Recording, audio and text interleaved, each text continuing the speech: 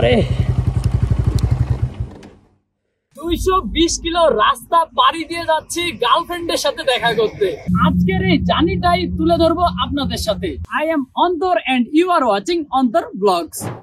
গার্লফ্রেন্ডের সাথে না, যাচ্ছি আপনাদের ভাবির সাথে দেখা করতে গাইস। আর আপনাদের ভাবি যদি আগের লাইনটা শুনে আমার যে কি হাল করবে। আচ্ছা যাই হোক, সকাল 7টায় বাসায় নাস্তা করে রেডি হয়ে বেরিয়ে পড়েছি রাজশাহীতে যাওয়ার উদ্দেশ্যে। আর আমি যখনই রাজশাহীতে যাই ভোরবেলায় বের হই। এই সময়টা রাস্তাটাও ফাঁকা থাকে আর বিউটিফুল ওয়েদারটাও এনজয় করা যায়। রাস্তাটা পুরোটাই ফাঁকা আর আপনারা আকাশটা তো দেখতেই পাচ্ছেন, বেশ চমৎকার লাগছে তাই না? আর আজকে আমার কপালটাও ভালো ছিল, রাস্তায় কোনো কুয়াশা নেই। উত্তরবঙ্গের যে কুয়াশা ঢাকা হাড়ভাঙানি শীত, এটা নিয়ে আলাদা করে বলার কিছুই নেই। আপনারা সকলেই জানেন উত্তরবঙ্গের শীত সম্বন্ধে। বর্তমানে আপনারা রাস্তার কন্ডিশন তো দেখতেই পাচ্ছেন। 4 লেনের রাস্তা তৈরি করা হয়েছে, কিছু জায়গায় 6 লেনের রাস্তাও রয়েছে। এখন কোনো প্রকার ঝামেলা ছাড়াই দ্রুত সময়ে যে কোনো জায়গায় যাওয়া যায় এই রাস্তার কারণে। ঢালাইয়ের রাস্তা পার হয়ে এখন পিচ ঢালা রাস্তায় চলে এসেছি। রংপুর মডার্ন মোড় থেকে 15-16 কিলোমিটার রাস্তা আসা হয়ে গেছে অলরেডি। সামনেই মিঠাপুকুর। এখন আপনারা শুধু আকাশটাকে একটু দেখুন।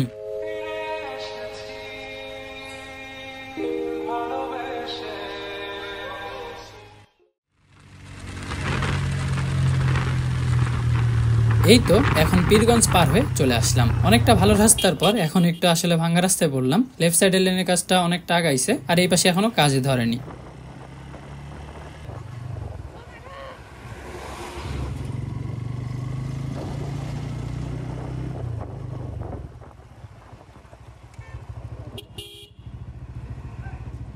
এই বাজার বা স্ট্যান্ডগুলোর আসলে কাজগুলো না হওয়ার কারণ হচ্ছে যে প্রথমে হাইওয়েগুলো করে ফেলছে, তারপরে এই বাজারগুলোর কাজ ধরা হয়েছে। এজন্যই আসলে এগুলোর কাজ এখনো কমপ্লিট হয় নাই।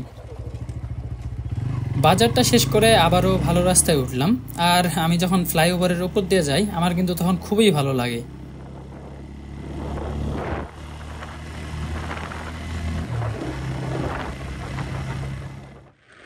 আপনাদের আর আমাদের বাইকার ভাইদের মধ্যে পার্থক্য কি জানেন? আপনারা সুন্দর মেয়ে দেখলে দাঁড়ান আর আমরা বাইকাররা সুন্দর জায়গা দেখলে দাঁড়াই। কথাটা কিন্তু আসলেই বাস্তব। এই তো এখন দাঁড়িয়ে পড়লাম আবহাওয়াটা উপভোগ করার জন্য এবং স্থির করে রাখার জন্য।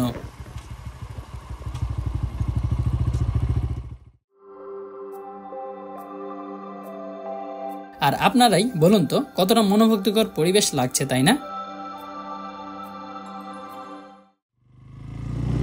আবারও রওনা দিয়ে দিলাম গন্তব্যের দিকে।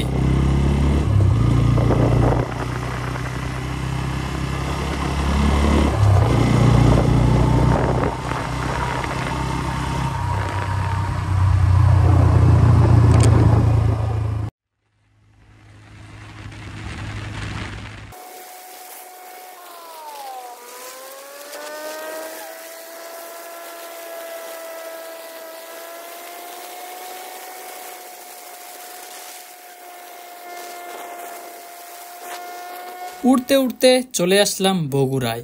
এই হচ্ছে মমইন পার্ক।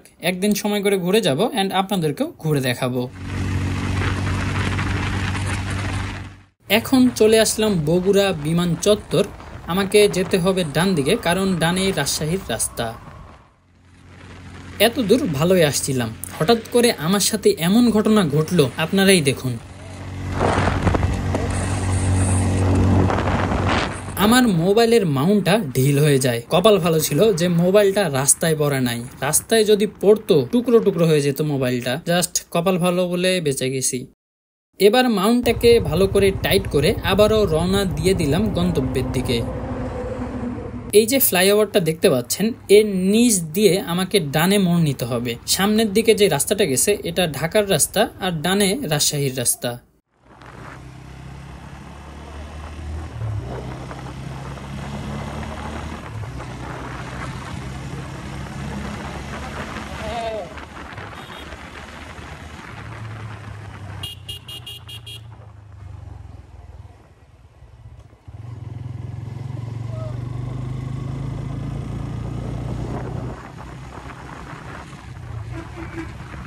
রাজশাহী এখনো 110 কিলো।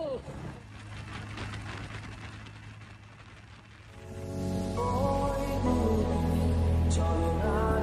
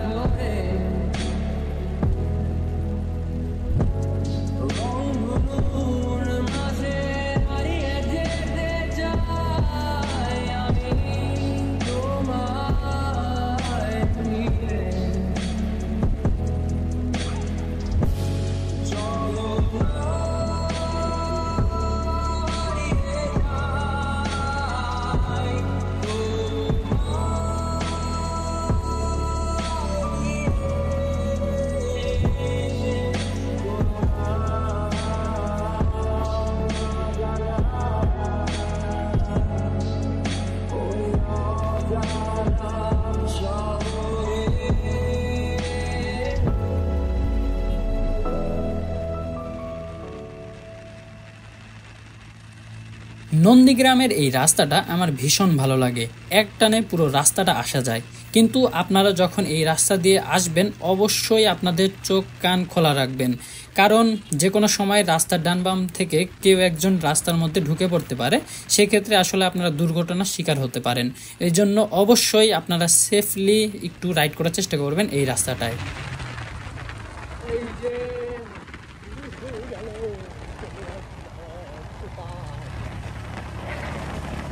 বেশ অনেকক্ষণ পর আবারও ভাঙ্গা রাস্তায় আসলাম।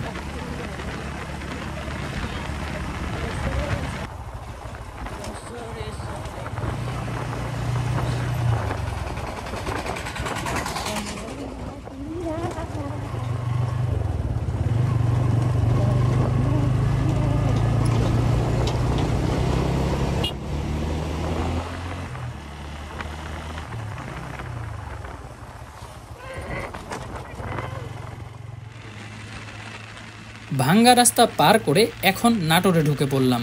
সামনেই নাটোর, কিন্তু পড়লাম একটা বিপদে। বিপদটা কি আপনারাই দেখুন। নাটোরের একটু আগে খেয়াল করতেছি যে গাড়ির হর্নটা বাজতেছে না। এখন কি যে সমস্যা হইলো, কারণ হর্ন ছাড়া তো আসলে বুঝতেছি না যে হর্নটার আবার কি হলো। এটা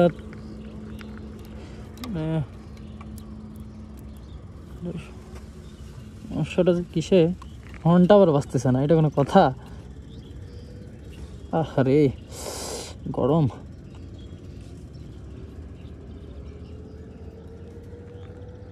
কোনোভাবেই আর পারলাম না, তাই আবারও রওনা দিয়ে দিলাম। রাস্তায় কোনো বাইক সার্ভিসের দোকান পাইলে ঠিক করিয়ে নেওয়া যাবে।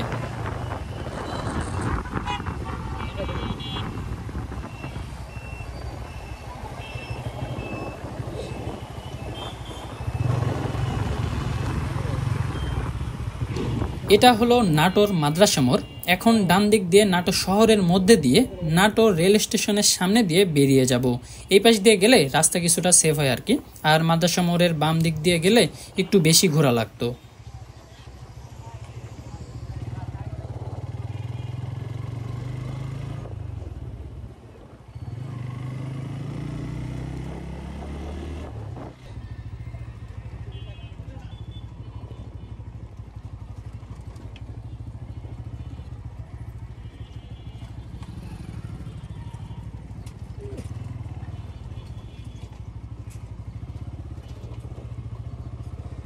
নাটোর পার হয়ে কিছু দূর সামনে যেতেই পেয়ে গেলাম একটি দোকান।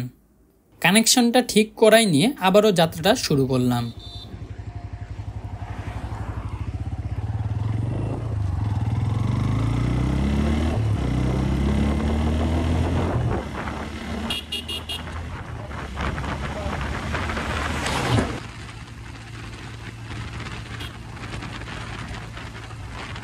রাজশাহীর আভাস পাওয়া যাচ্ছে, রাস্তার দুপাশে সারি সারি গাছপালা বুঝিয়ে দিচ্ছে আমি চলে এসেছি রাজশাহী।